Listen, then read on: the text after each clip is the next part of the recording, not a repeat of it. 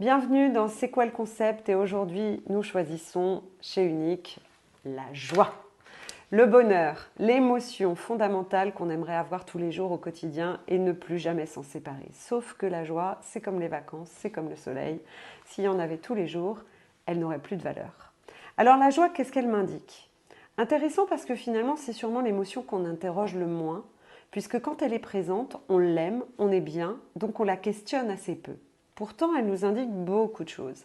Et elle nous indique notamment que vous êtes, que nous sommes à notre place, c'est-à-dire dans un environnement où tous nos besoins sont comblés. Intéressant de comprendre la notion de besoin pour être heureux et pour que l'ensemble de ces émotions soient présentes dans notre système. La joie, elle parle tout simplement de votre congruence.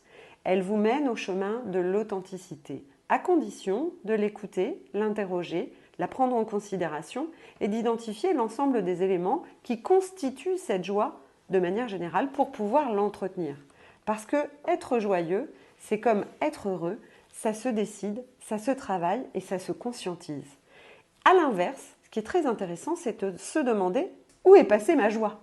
Comment se fait-il qu'elle ait disparu? Autrement dit, de quoi ai-je besoin pour être heureux? C'est pour ça que je vous disais qu'en creux, si vous interrogez la joie lorsqu'elle est là, vous saurez quels sont vos besoins et vous serez en état de vous dire « Eh bien, en ce moment, je ne suis pas joyeux parce que… ». Tout l'intérêt de la joie, justement, c'est d'être en capacité de prolonger cet état d'euphorie, de bonheur. Alors en revanche, la joie, elle a aussi sa limite.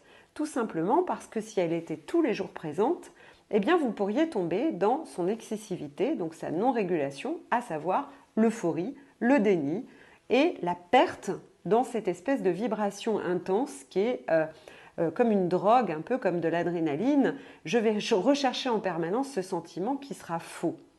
Très important d'être sur le sujet de la régulation et l'acceptation de la joie, mais en cohérence avec l'ensemble des autres émotions. Sinon, vous risquez tout simplement de vous y épuiser et d'épuiser votre entourage. La joie, elle est nécessaire à votre leadership. Elle embarque, elle fédère, elle est communicative. Et la principale question que vous pourriez vous poser en tant que dirigeant, c'est suis-je un dirigeant joyeux, une dirigeante joyeuse? Quelle est la part de joie dans mon entreprise? Intéressant de nos jours, non? À très bientôt pour un prochain concept.